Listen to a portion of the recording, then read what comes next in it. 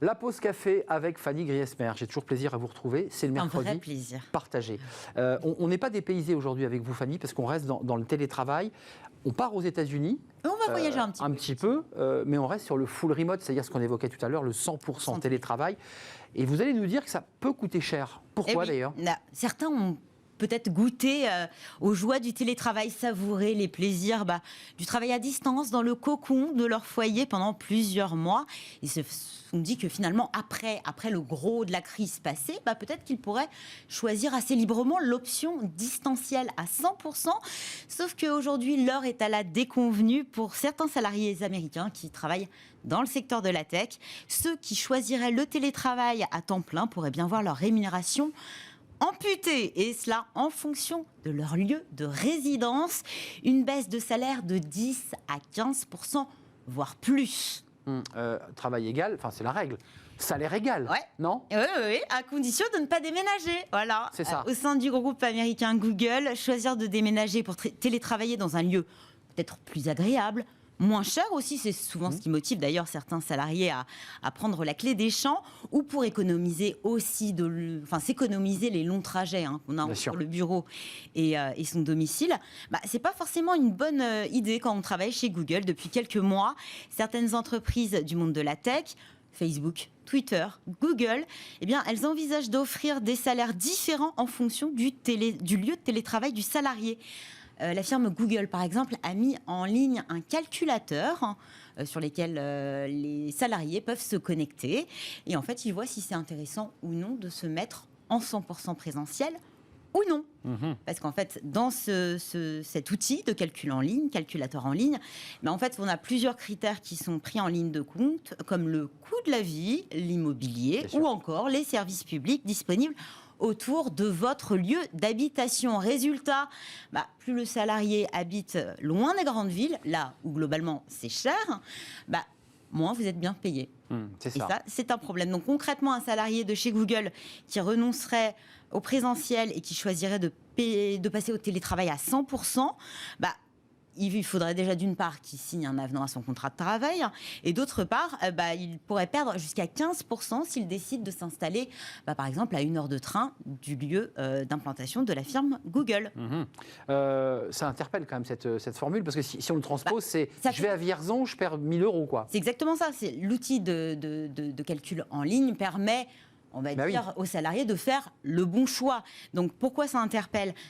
D'une part, on a les rois de la tech qui, en printemps 2020, avaient été assez clairs sur ce point. Leurs employés qui s'épanouissent en télétravail pourraient continuer à le faire après la pandémie. Alors, pourquoi les en dissuader aujourd'hui ? Elle est bien là, la question. Parce que le principe soulève effectivement de nombreuses interrogations, notamment celle de la perception du télétravail. On a l'impression que c'est une fleur que l'on vous fait, un cadeau. Donc forcément, si on vous offre ce cadeau, on vous paye moins. Et puis le salaire dépend de l'expérience aussi. C'est ça, de l'ancienneté, de vos compétences, de vos résultats. Et puis, là, ce serait en plus du coût de la vie, de la zone géographique dans laquelle vous vivez, et donc de votre pouvoir d'achat. Donc globalement, les salariés ne sont pas tous logés à la même enseigne, présentiel, distanciel. Et distanciel, ça dépend où vous habitez. Alors concrètement, pour affiner un peu, c'est quoi les avantages pour les entreprises là ? De faire des économies, bien évidemment. Et c'est d'autant plus d'économies lorsque l'on sait que beaucoup sont passés, ont réorganisé leur espace de travail. On pense au flex office, au coworking, peut-être aussi des déménagements dans des locaux un petit peu plus à l'espace beaucoup plus réduit. Donc économies sur l'immobilier, plus des économies sur le salaire des salariés qui sont passés en télétravail. Mais globalement, ce changement de paradigme ne va pas du tout dans le sens du marché du travail qu'on a pu observer ces derniers mois, et surtout ces dernières années, parce que globalement, on l'a vu avec plusieurs experts sur ce plateau, notamment avec Jean Pralon, la possibilité d'offrir du télétravail à des salariés, c'est aussi l'occasion pour une entreprise d'attirer les meilleurs talents. C'est vrai. On le voyait. On le met dans le contrat. Il parlait effectivement d'une entreprise new-yorkaise qui pouvait dégoter des talents sur la côte ouest. Donc ça changeait absolument tout. Sauf qu'avec un salaire différencié, c'est-à-dire qu'on va vous dire oui, vous pouvez venir travailler de venir travailler depuis chez vous. Donc, vous restez en 100% télétravail, mais vous serez payé moins. Oui.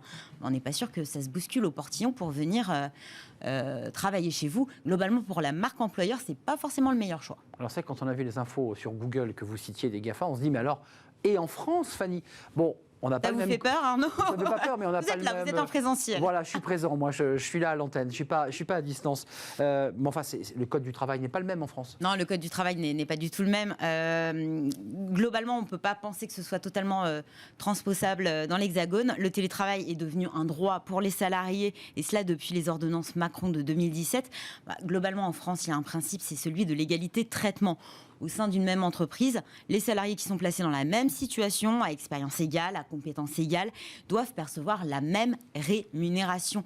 Même des éléments comme le lieu de résidence ne doivent pas rentrer en ligne de compte, d'autant que, contrairement aux États-Unis, le lieu de résidence peut être considéré comme un critère discriminatoire au moment de l'embauche. Donc diminuer le salaire d'un employé en télétravail en fonction de son lieu de résidence serait donc difficilement justifiable, juridiquement du moins. Alors bien sûr, on peut négocier des accords.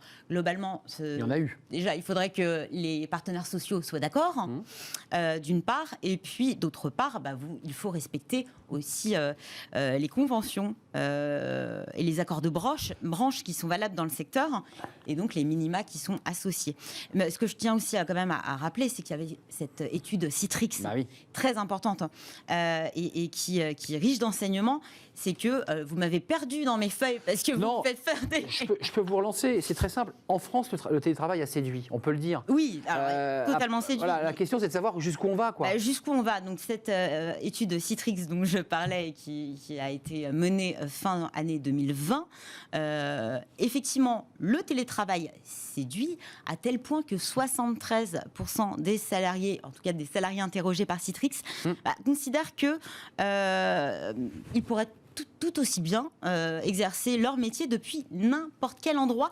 52% même seraient prêts à accepter une baisse de salaire en échange d'un poste entièrement réalisable. Vous voyez qu'on y vient. À distance. Donc un salarié sur deux en moyenne prêt à revoir à la baisse leur salaire pour pouvoir peut-être, je ne sais pas, s'installer à Biarritz, à Cherbourg ou à Olivet. Et puis certains n'ont pas attendu d'ailleurs de savoir s'il y aurait des accords signés au sein de leur entreprise.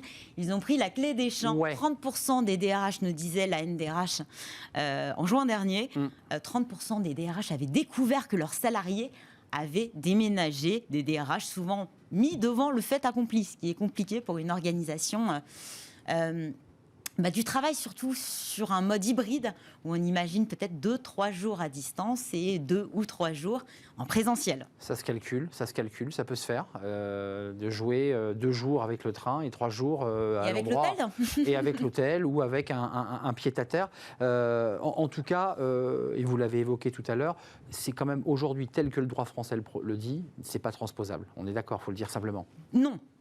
Non. Tel au moment où on se parle, ce n'est pas transposable. Pour l'instant, non. On n'est pas à l'abri d'un changement. On n'est pas à l'abri, mais le Code du travail n'autorise pas. Non, mais il y a l'égalité de traitement. Et effectivement, dans les ordonnances Macron de 2017, un salarié en télétravail a les mêmes droits que le salarié en présentiel. Donc on ne voit pas pourquoi il y aurait une différence de salaire. Et puis, cette crise a changé énormément de choses dans notre organisation du travail. Et aujourd'hui, il y a peut-être un aspect beaucoup plus stratégique et d'autres priorités aujourd'hui que celle de faire des économies. C'est le bien-être des salariés, un maintien de la productivité et puis aussi la rétention des talents, quand on sait que c'est la pénurie dans certains secteurs d'activité. Il faudra voir ensuite dans l'intimité des cabinets de recrutement s'il n'y a pas ce deal. Si vous acceptez de rester prêt, c'est tant, mais par contre, si vous partez très loin... Moi, je trouve que la question peut se poser au moment de l'embauche. On va vous évidemment. Dire, vous êtes resté 10 ans en présentiel dans une entreprise, vous déménagez... là, 10 à 15% de moins, voire plus, je n'y crois pas vraiment. Non, pas pendant le contrat, mais à l'embauche. Je suis assez d'accord. Je suis sûr qu'on en fera un débat d'ailleurs dans l'émission, dans le cercle RH, parce que c'est un sujet intéressant. Est-ce que c'est un cadeau, le télétravail ? Et est-ce que c'est un cadeau ou est-ce que c'est quelque chose qui donne plus, comme on l'a vu il y a quelques instants avec notre invité, une dynamique et de la performance ? C'est peut-être le sujet qui va comme ça égrener Smart Job dans le trimestre qui arrive. Merci Fanny. Merci à vous. On se retrouve mercredi prochain. Avec grand plaisir. Pour une nouvelle pause café. On fait une pause, évidemment, mais pas café. Enfin, si vous le souhaitez, elle peut être café, évidemment. On va s'intéresser à l'illettrisme, qui est un tabou dans l'entreprise, évidemment. Il y a eu la semaine nationale, une journée nationale de lutte contre l'illettrisme. Ce sont des entreprises qui sont associées, notamment en tête avec l'entreprise L'Oréal, pour accompagner ces salariés, ces femmes, ces hommes. Ils sont à 51% dans l'entreprise, une bonne partie est au chômage. Comment faire pour les aider? Et surtout, comment en sont-ils arrivés là? C'est une question importante et on va en parler avec mes invités.